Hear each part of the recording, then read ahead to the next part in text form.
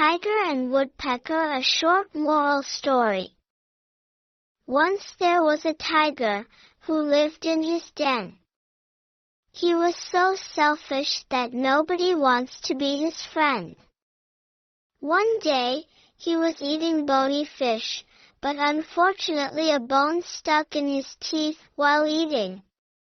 He tried to remove the bone, but he couldn't, and nobody came to help him. Then a kind woodpecker came to help him. The woodpecker promised to remove the bone on the condition that tiger would always give him a part of his food. The tiger agreed, and the woodpecker took out the bone with its sharp beak.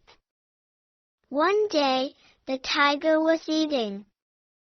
The woodpecker asked him to share, but the tiger refused to share and said, "You should be thankful that I didn't eat you when you entered my mouth."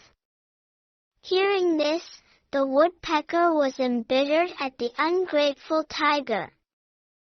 Then the woodpecker pecked the tiger in one eye.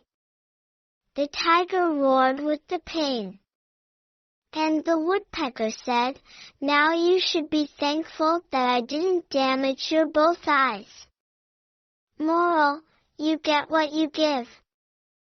Thank you for watching.